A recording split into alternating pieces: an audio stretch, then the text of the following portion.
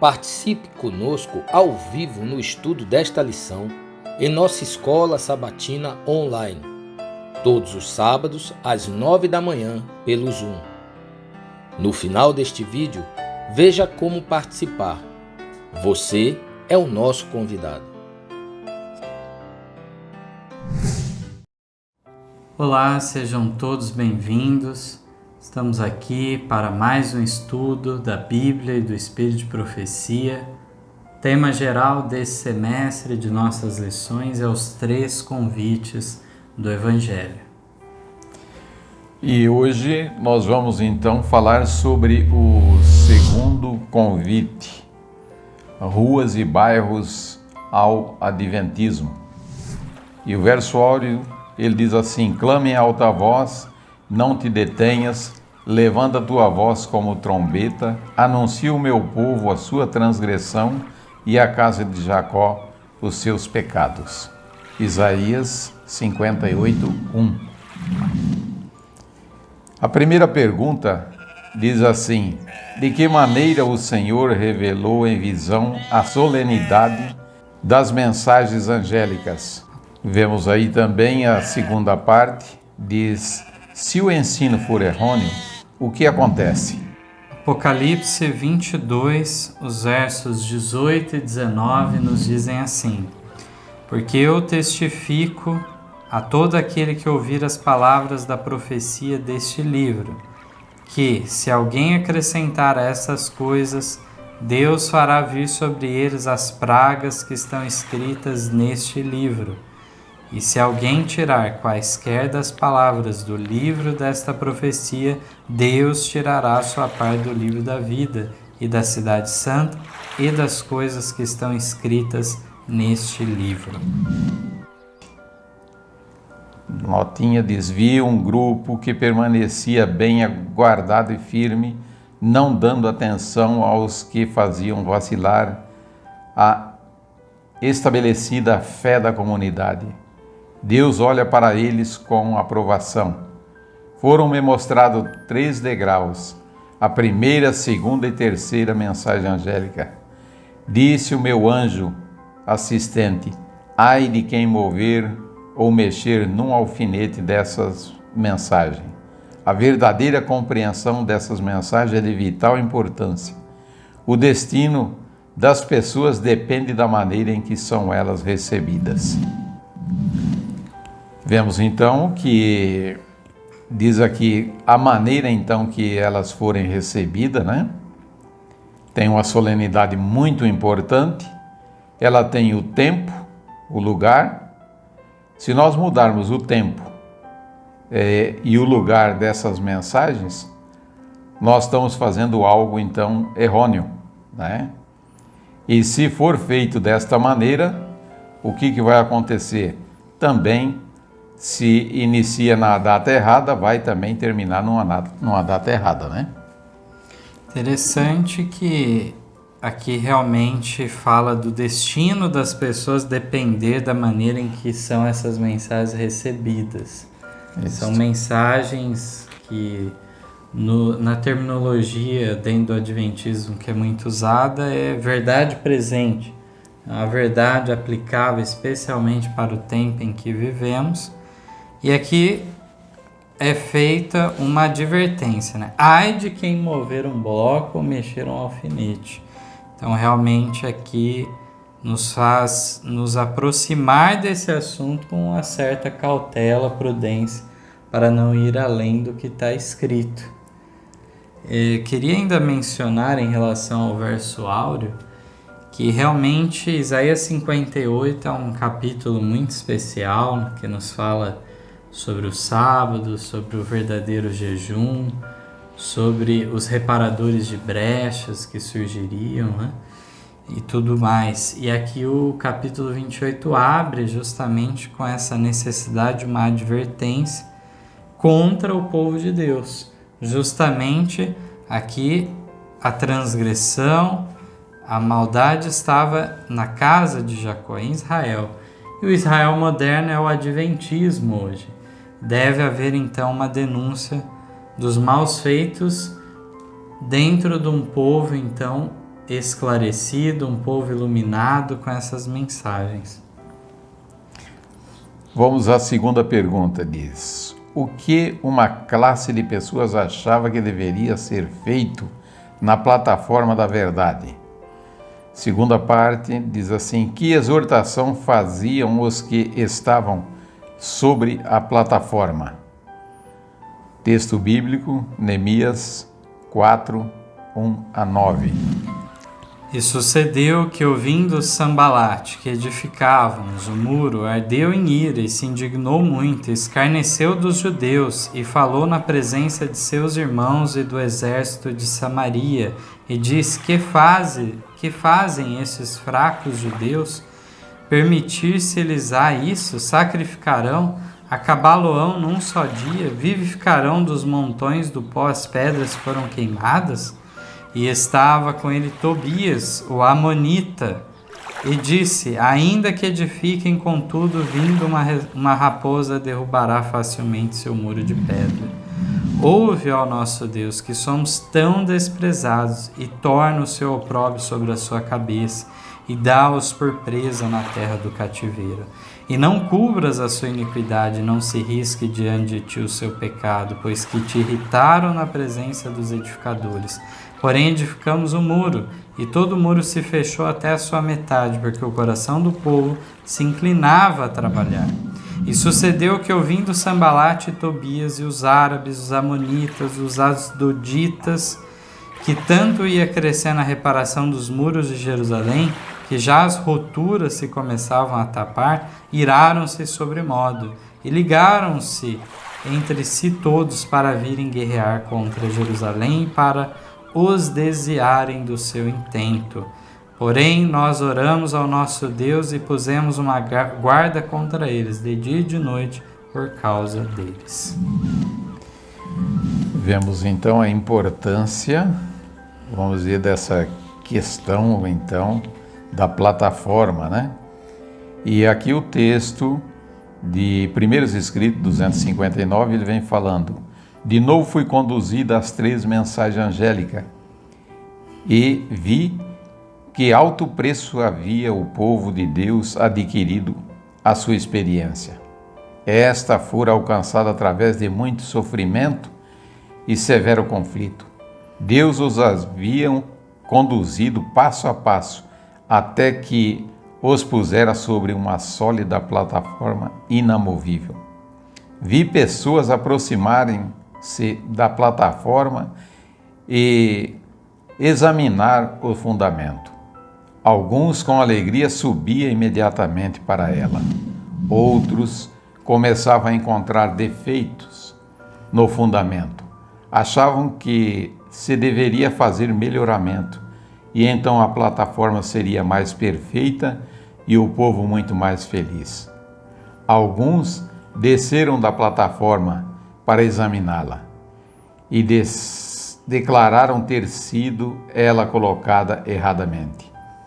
Mas eu vi que quase todos permaneciam firmes sobre a plataforma e exortavam os que tinham descido a cessar com suas queixas, pois Deus fora o mestre construtor e eles estavam lutando contra ele.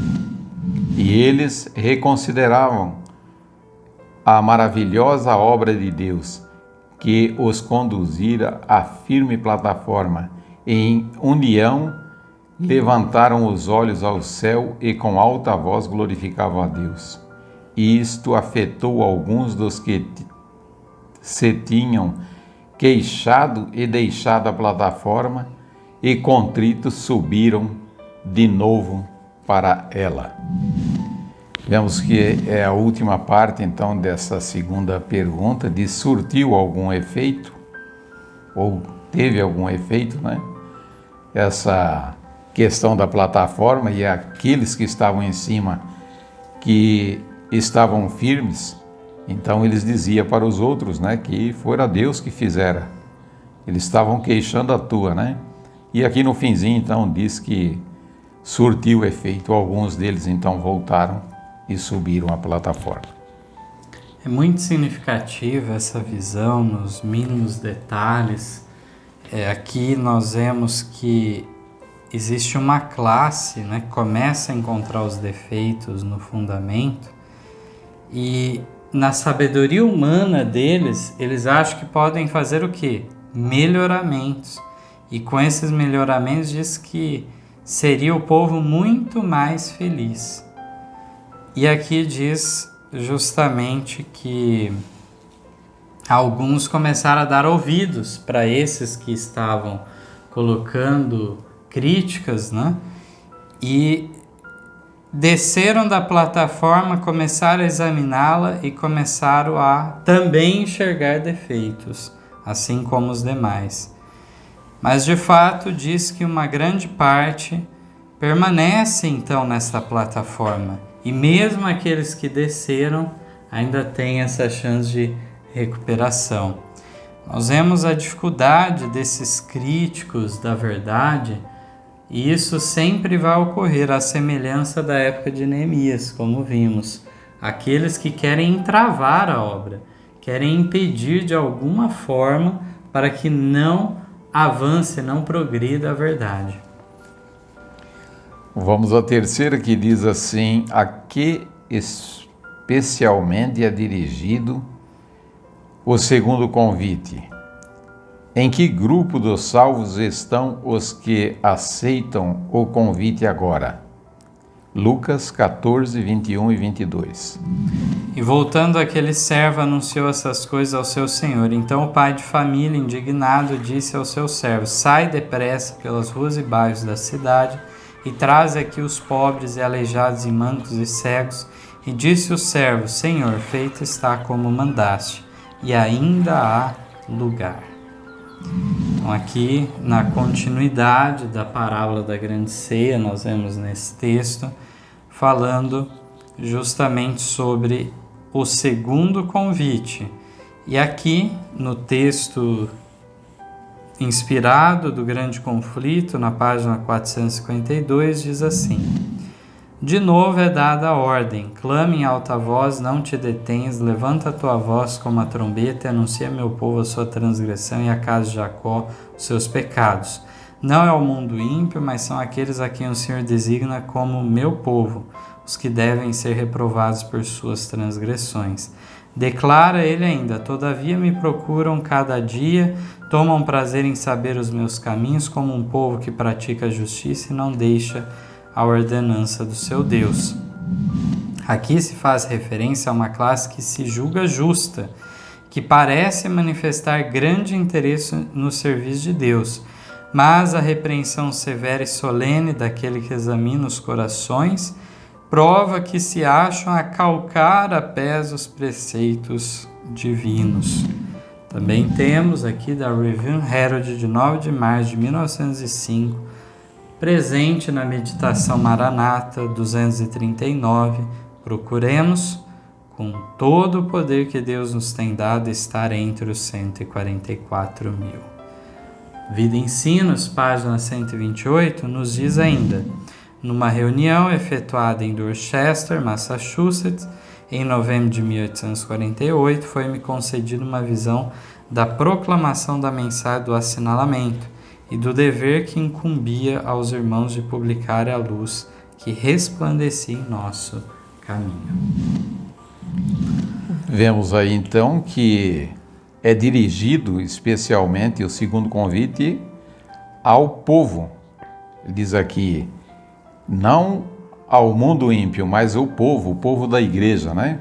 O primeiro convite, como sabemos, foi dirigido ao ministério. O ministério rejeitou, então agora é dirigido ao povo, às pessoas individualmente, né?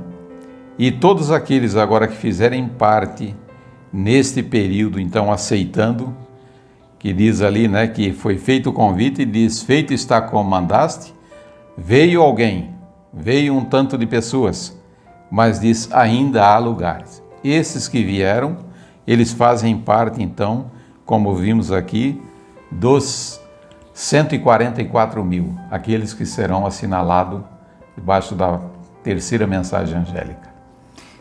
E aqui, o último texto do Vida e Ensinos nos fala do início dessa mensagem no Adventismo. Também, ao final desta lição, expandiremos um pouco mais sobre esse tema, mas nós já vemos aqui essa evidência do selamento começando desde 1844. Eles estiveram mais cientes de estudo a partir de 1848, onde Deus envia, que é dito que deveria espalhar essa luz, essa mensagem por todo o mundo. E através então da impressão de um jornal, de uma revista, deveria-se então proclamar este que era um ponto que, relacionado aos estudos desenvolvidos, seja por Ian Edson com o assunto do santuário, Ellen White com o dom de profecia, e mesmo então José Bates, que viu que o sábado era o selo de Deus. Então tudo isso levou eles a essa convicção muito cedo desse assunto. É lamentável hoje vermos que dentro do Adventismo já é um assunto que foi esquecido, abandonado. Isso, e vemos que é muito importante, que foi uma visão que ela recebeu. Deus deu essa visão, né, da mensagem do assinalamento. Quarta pergunta. No segundo convite, como deve ser feito o trabalho em prol das ovelhas perdidas dentro do Adventismo? Convite individual ou ao anjo da igreja, ministério? Texto de Apocalipse 3:20. Eis que estou à porta e bato. Se alguém ouvir a minha voz e abrir a porta, entrarei até ele, com ele cearei e ele comigo. Então aqui no final da mensagem quase de Laodiceia, mensagem dirigida a Laodiceia, aqui é visto um trabalho individual com cada pessoa. Mateus 10:6, mas ide antes as ovelhas perdidas da casa de Israel. Essa é a recomendação que Jesus dá aos discípulos. Então nós vemos esse trabalho especial, mas não que com isso signifique que havia chance ainda para o ministério. O ministério já havia sido rejeitado, seja estivermos falando na primeira aplicação do ministério judaico, Cristo já deu andamento, deu o pontapé inicial para o surgimento de um grupo separado. Assim também vemos em relação em nossos dias, no segundo convite o ministério já foi rejeitado, porém há uma obra especial a fazer. E mesmo então, assim como foi lá atrás, né? Mesmo ministros adventistas hoje podem aceitar essa mensagem a nível individual, mas como representante do ministério já passou o tempo para tal, já estudamos sobre isso nos sábados passados, né? E o texto do testemunho da Révio, 7 de agosto de 1894, diz assim: Jesus vai de porta em porta, detém-se diante do templo de cada alma e declara: eu estou à porta e bato. Como um mercador celestial, ele abre os seus tesouros e proclama: aconselho-te que de mim compres ouro provado no fogo, para que tenha riquezas, e roupas brancas, para que te vista, e não apareça a vergonha da tua nudez. Quando a obra de arrependimento for fervorosamente profunda, os membros da igreja individualmente comprarão as ricas mercadorias do céu. Manuscrito 33 de 1894. Então, realmente aqui os textos vêm confirmando esse trabalho individual. E na lição 18, sobre um pequeno povo, entrado em alguns detalhes também sobre o fato da Igreja de Deus nos últimos dias, ela deve representar a Filadélfia. Ela deve superar essa condição de Laodiceia nesse período também de julgamento, que é referente a Laodiceia, mas não deve se conformar com a mornidão, mas avançar em direção ao estado de Filadélfia para o cumprimento de uma parte do período de Filadélfia que ainda não teve o seu cumprimento. Isso nós veremos em maiores detalhes lá na lição 18, que coloca de maneira clara uma classe de adventistas nominais reconhecendo um remanescente fiel, então. Pergunta número 5. Quem representa os lavradores da vinha? Mateus 23, 1 a 4. Então falou Jesus à multidão e aos seus discípulos, dizendo: Na cadeira de Moisés estão assentados escribas e fariseus. Todas as coisas, pois, que vos disserem que observeis, observai-as e fazei-as, mas não procedais em conformidade com as suas obras, porque dizem e não fazem, pois atam fardos pesados e difíceis de suportar, e os põem aos ombros dos homens, eles, porém, nem com o seu dedo querem movê-los. Agora, a parábola de Jesus, página 292, diz assim: Os lavradores a quem Deus colocara como guardas de sua vinha foram infiéis à missão a eles confiada. Os sacerdotes e mestres não eram fiéis, instrutores do povo. Não lhes expunham a bondade e misericórdia de Deus e seu direito a seu amor e serviço. Esses lavradores procuravam a própria glória, desejavam apropriar-se dos frutos da vinha, era seu intento atrair para si atenção e homenagem. A culpa destes guias de Israel não era a mesma que a do pecador vulgar. Estes homens estavam sobre a mais solene obrigação para com Deus. Haviam se comprometido a ensinar um assim diz o Senhor e a prestar estrita obediência na vida prática. Em vez de assim proceder, estavam pervertendo as Escrituras. Então, os lavradores, como vemos aqui, eram as pessoas dirigentes, os sacerdotes, os mestres, né? Que tinha por direito ensinar a verdade ao povo, mas o que eles estavam fazendo? Que não estavam ensinando a verdade, né? Diz que eles estavam procurando o quê? Elogios para eles mesmos, né? E deixando então as verdades cair por terra. Isso então é muito triste. Diz, e o texto foi lido ali, diz que eles, os lavradores, não eram como, vamos dizer assim, os dirigentes não eram como os membros, eles têm muito mais responsabilidade. Passamos à sexta.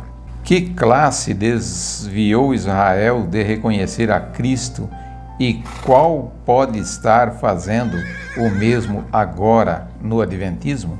João 9:22 declara: Seus pais disseram isto porque temiam os judeus, porquanto já os judeus tinham resolvido que se alguém confessasse ser ele o Cristo, fosse expulso da sinagoga. Já estudamos sobre esse tema anteriormente, essa história impressionante de que depois dos pais não quererem falar abertamente, chamaram aquele próprio cego de nascença que tinha sido curado, e ele então declarou abertamente para aqueles mestres, para aqueles líderes, que Cristo então realmente, que Jesus era o Messias esperado, e ele foi expulso da sinagoga, diz o texto, e Cristo estava lá aguardando para recebê-lo como seu discípulo. Vemos a condição que eles tinham chegado então, né? Que foi perguntado para os pais, né? Como era seu filho, como que era? Bom, eu sei que ele era cego. Agora, como foi curado, eu não sei. Pergunta para ele, ele já tem idade. Ele vai responder. Então nós vemos isso, aconteceu por causa do medo dele ser expulso da sinagoga.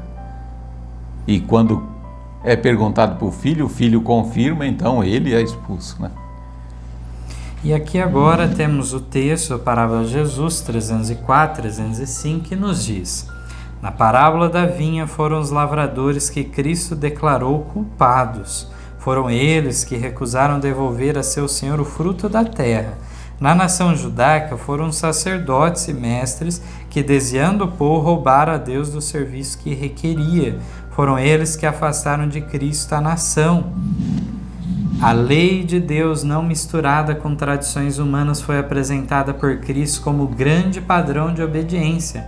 Isto provocou a inimizade dos rabinos. Tinham colocado ensinos humanos acima da palavra de Deus e de seus preceitos desviaram o povo. Não quiseram ceder seus próprios mandamentos para obedecer às reivindicações da palavra de Deus. Ao amor da verdade não quiseram sacrificar o orgulho da razão nem o louvor dos homens. Quando Cristo veio apresentando à nação as reivindicações de Deus, os sacerdotes e anciãos lhe negaram o direito de se interpor entre eles e o povo. Não lhe quiseram aceitar as reprovações e advertências e propuseram-se a contra ele instigar o povo e conseguir sua morte.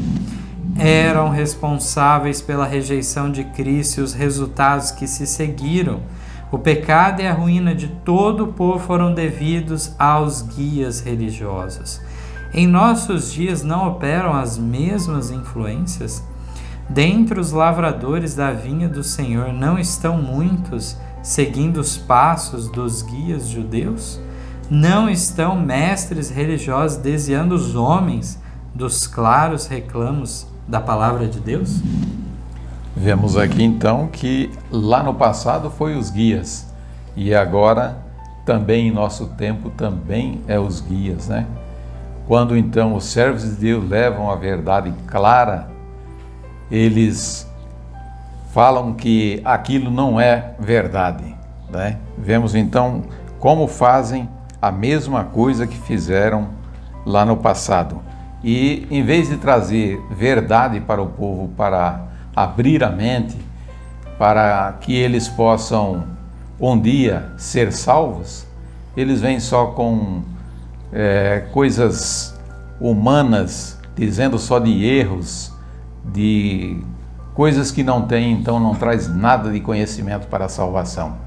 Mas nós temos que levar a mensagem assim como ela é em Cristo Jesus.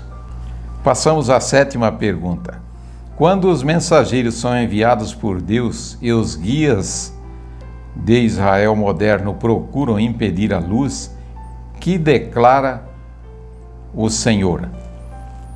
Mateus 21, versos 33 a 39, nos diz: ouvi ainda outra parábola. Houve um homem, pai de família, que plantou uma vinha e circundou-a de um valado, construiu nela um lagar, edificou uma torre, arrendou a uns lavradores e ausentou-se para longe. E chegando o tempo dos frutos, enviou seus servos aos lavradores para receber os seus frutos. E os lavradores, apoderando-se dos servos, feriram um, mataram outro e apedrejaram outro. Depois enviou outros servos, em maior número do que os primeiros, e eles fizeram-lhes o mesmo. E por último enviou-lhes seu filho, dizendo: terão respeito a meu filho. Mas os lavradores, vendo o filho, disseram entre si: este é o herdeiro, vinde, matemo-lo e apoderemo-nos da sua herança. E lançando mão dele, o arrastaram para fora da vinha e o mataram. Parábola de Jesus, página 306, nos diz: os mensageiros de Deus vêm a nós sobre as ordens do Mestre, vêm como Cristo fez, requerendo obediência à palavra de Deus. Apresenta a ele seus direitos aos frutos da vinha, os frutos de amor, humildade e serviço abnegado. Como os guias judeus não são incitados à ira, muitos dos lavradores da vinha, quando são expostas ao povo as reivindicações da lei de Deus, não usam esses mestres, sua influência, para induzir os homens a rejeitá-la? A tais mestres Deus chama servos infiéis. Então vemos aí a declaração que é feita, né? A pergunta dizendo como é chamada essas pessoas que querem atrapalhar então os servos fiéis de trazer a verdade, né? Tais mestres, Deus chama de servos infiéis. Diz que o servo de Deus, quando ele apresenta, né, todo o peso do que Deus pede, a obediência que Deus quer do ser humano, vem esses mestres e procuram tirar essa impressão. Sim. Colocando outras ideias na mente no lugar. Passamos à oitava, diz: quais são as condições agora para o cumprimento das promessas?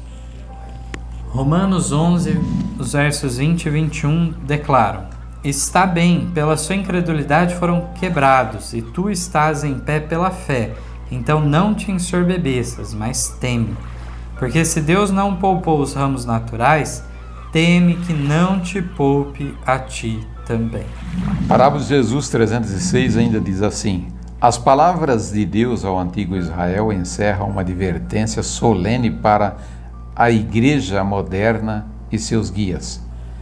De Israel diz o Senhor: escrevi para eles as grandezas da minha lei, mas isso é para ele como coisa estranha. Oséias 8:12. E aos sacerdotes e mestres declara: o meu povo foi destruído porque lhe faltou o conhecimento. Porque tu rejeitaste o conhecimento, também eu te rejeitarei. Visto que te esqueceste da lei do teu Deus, também eu me esquecerei dos teus filhos. Oséias 4:6. Permanecerão desatendidas as advertências divinas? Continuarão desaproveitadas as oportunidades para o serviço? Serão os professos seguidores de Cristo impedidos de servi-lo pelo escárnio do mundo e o orgulho da razão, a conformação com os costumes e tradições humanas? Rejeitarão a palavra de Deus como os guias judeus rejeitaram a Cristo? A condescendência com o pecado de Israel está perante nós. Aceitará a igreja moderna a advertência? Que profundo, né? Que nota de advertência justamente para a igreja deste século, desta época. Isso, a igreja odierna, né? A igreja que está vivendo esse momento, né? Aqui, inclusive, essa parte é feita várias perguntas retóricas, né? E diz: se os profetas seguidores de Cristo serão impedidos de servir corretamente a Deus, com medo do quê? Que fala do escárnio do mundo, do orgulho da razão e a conformação aos costumes e tradições humanas. Então isso impediu no passado a muitos. Será o caso de se repetir a história? Então essa é a advertência. Nona pergunta: depois de feito o segundo convite, que declararam os servos? Para quem ainda tinha lugar? Quantos serão os salvos debaixo da mensagem do terceiro anjo? Lucas 14:22. E disse o servo: Senhor, feito está como mandaste, ainda há lugar. E disse o Senhor ao servo: sai pelos caminhos e valados e força-os a entrar, para que a minha casa se enche. Também temos aqui Apocalipse 7, os versos 1 a 4. E depois dessas coisas vi 4 anjos que estavam sobre os 4 cantos da terra, retendo os 4 ventos da terra, para que nenhum vento soprasse sobre a terra, nem sobre o mar, nem contra árvore alguma. E vi outro anjo subir do lado do sol nascente, e que tinha o selo do Deus vivo, e clamou com grande voz aos 4 anjos a quem fora dado o poder de danificar a terra e o mar, dizendo: não danifiqueis a terra, nem o mar, nem as árvores, até que hajamos selados nas suas testas os servos do nosso Deus. E ouvi o número dos selados, e eram 144.000 selados, de todas as tribos dos filhos de Israel. Temos ainda aqui no capítulo 14 de Apocalipse, o verso 1: e olhei, eis que estava o Cordeiro sobre o monte Sião, e com ele 144.000 que em suas testas tinham escrito o nome de seu pai. E os versos 12 e 13 ainda nos dizem: aqui está a paciência dos santos, aqui estão os que guardam os mandamentos de Deus e a fé em Jesus. E ouvi uma voz do céu que me dizia: escreve, bem-aventurados os mortos que desde agora morrem no Senhor. Sim, diz o Espírito, para que descansem dos seus trabalhos e as suas obras os seguem. Então, antes de entrarmos nas notas do Espírito de Profecia, é importante destacarmos essa mensagem que é deixada clara tanto em Apocalipse 7 como no Apocalipse 14 também, sobre os 144.000. E debaixo da mensagem do terceiro anjo, então, há pessoas que, ao decorrer do tempo, visto que esse selamento se dá desde 1844, que foram para o túmulo, muitas pessoas. Mas lá no verso 13, fala o quê? Bem-aventurados que desde agora morrem no Senhor. Há uma bem-aventurança especial para estes, muito semelhante ao que nós encontramos em Daniel 12 também. Daniel 12 fala: bem-aventurados que esperam e chegam até 1335 dias proféticos, que vão nos levar justamente a esse último período profético, tempo profético determinado, que se estende no máximo até 1844. Então, realmente nós encontramos aqui, não é algo apenas que o Espírito de Profecia nos fala, mas também algo que é declarado pela Bíblia de maneira clara para nós. O texto do testemunho, para Primeiros Escritos 2:61, vi que Deus tem filhos honestos entre os adventistas nominais e as igrejas caídas, e antes que as pragas sejam derramadas, pastores e povo serão chamados a sair dessas igrejas e alegremente receberão a verdade. Satanás sabe disso, e antes que o alto clamor da terceira mensagem angélica seja ouvido, ele suscitará um despertamento nessas corporações religiosas, a fim de que os que rejeitaram a verdade pensam que Deus está com eles. Ele espera enganar os honestos e levá-los a pensar que Deus ainda está trabalhando pelas igrejas. Mas a luz brilhará e todos os honestos deixarão as igrejas caídas e tomarão posição ao lado dos remanescentes. Ainda, página 15, Primeiros Escritos, diz: os 144.000, todos selados e perfeitamente unidos. E em sua testa estava escrito: Deus, Nova Jerusalém, e tinha uma estrela gloriosa que continha o novo nome de Jesus. E ainda, Primeiros Escritos 279, vi anjos indo rapidamente de um lado para o outro, um anjo com um tinteiro de escrivão ao lado volta da terra, e informou a Jesus que a sua obra estava feita, e os santos estavam numerados e selados. Então vemos uma literalidade deste número. Vemos aqui que os 144.000 estão selados, unidos. Depois fala numerados e selados.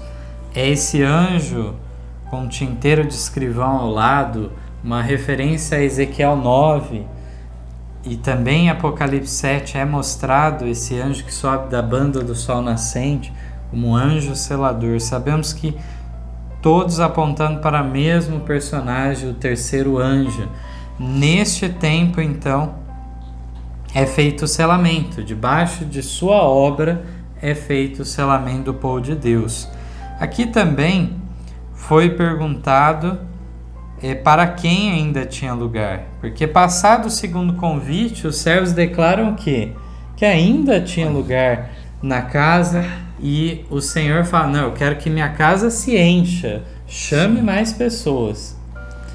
E agora, que classe é essa? Que nós vemos no primeiro texto que foi lido, falando justamente de filhos honestos que estão ainda nas igrejas caídas.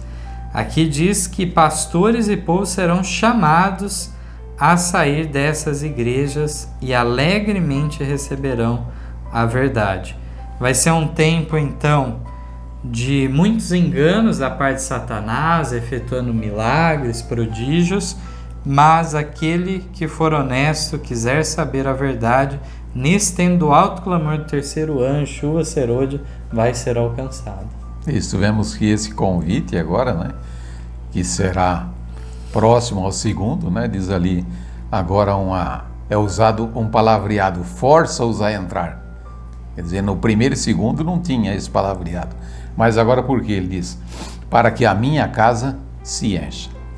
Então é retirado ainda mais um tanto de pessoas nesse último convite divino. Num pequeno espaço de tempo ocorrerá tudo isso. 10ª. Como Satanás age neste tempo de selamento? Enquanto o julgamento prossegue, que deve haver entre o povo de Deus? Bom, aqui nós temos uma série de textos maravilhosos que vem em confirmação dessas perguntas, de justamente estarmos no tempo de selamento. O primeiro é do Primeiros Escritos, página 43, que nos diz assim: Satanás está agora usando cada artifício nesse tempo de selamento a fim de desviar a mente do povo de Deus da verdade presente e levá-los a vacilar.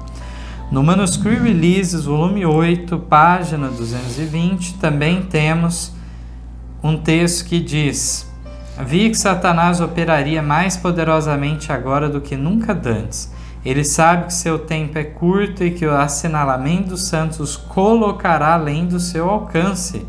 Ele agora opera de toda maneira que lhe seja possível e experimentará toda a sua insinuação para fazer que os santos não estejam em guarda e fazê-los adormecer sobre a verdade presente ou dela duvidar, para os impedir de ser assinalados com o selo do Deus vivo. The Present Truth, 1 de setembro de 1849, também diz: o Senhor me mostrou que preciosas almas estão definhando e morrendo por falta da verdade presente e seladora a seu tempo, e que os zelosos mensageiros devem apressar-se em seu caminho e alimentar o rebanho com a verdade presente. Ouvi um anjo dizer: apressem-se os zelosos mensageiros, apressem-se os zelosos mensageiros, pois o caso de cada alma logo será decidido para a vida ou para a morte. Manuscript Release, volume 4, página 76, ainda nos diz: cumpre sermos fiéis aos princípios como aço, postando-nos firmes contra toda espécie de corrupção. É esta firme adesão aos princípios que deve distinguir os que levam o selo do Deus vivo dos que recebem a marca da besta. Vemos aí então, a pergunta é como Satanás age nesse tempo. Vemos aí que Satanás, o trabalho dele agora é que os filhos de Deus se envolvam com alguma coisa e esqueça então que está acontecendo o selamento aqui, né? Eles ficam envolvidos em algo que não tem parte, vamos dizer, com a salvação, e passe então o tempo. Porque eles sabem que se estiverem selados, eles já estão guardados com Cristo, né? E se assim ele fizer envolver alguém, ele ainda corre o risco ainda de ser perdido, né? Então aqui fala de fazê-los adormecer ou fazer duvidar. Então essa verdade presente diz que ela é seladora. Então realmente Satanás tem usado todo artifício para desviar a mente do povo de Deus. E a segunda parte da 10 ainda nos pergunta: enquanto o julgamento prossegue, que deve haver entre o povo de Deus? E temos então o último texto para ser lido, do Grande Conflito, página 425. Enquanto o juízo investigativo prosseguir no céu, enquanto os pecados dos crentes arrependidos estão sendo removidos do santuário, deve haver uma obra especial de purificação ou de afastamento de pecado entre o povo de Deus na terra. Esta obra é mais claramente apresentada nas mensagens do capítulo 14 de Apocalipse. Então, realmente aqui vemos que enquanto Jesus está fazendo sua obra no santuário celestial, já no lugar santíssimo, enquanto o seu povo aqui na terra está dando essa última mensagem de advertência contida na mensagem dos 3 anjos de Apocalipse 14, enquanto ocorre tudo isso, o que o povo de Deus deve estar fazendo? Um reavivamento, algo importante na sua vida, né? Removendo todo o pecado e se achegando mais a Deus, né? Diz que esta obra é uma obra muito importante para quando o nosso nome for chamado no santuário, nós estarmos então aprovados. Vamos lembrar que desde 1844 que vivemos no grande dia da expiação e requisitos maiores, deveres maiores competem a nós. Assim chegamos ao final. Vamos pedir a Deus em nossos corações que, ao estudarmos essas verdades aqui, possamos então nos encontrar ligados ao céu e um dia juntos estar nas mansões celestiais. Amém. Amém. Em nosso site vocês encontrarão estudos, notícias, dicas de saúde, além de todas as nossas lições.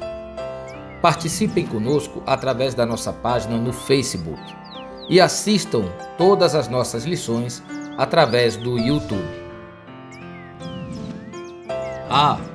Você também pode participar ao vivo das lições da Escola Sabatina todos os sábados a partir das 9 da manhã pelo Zoom.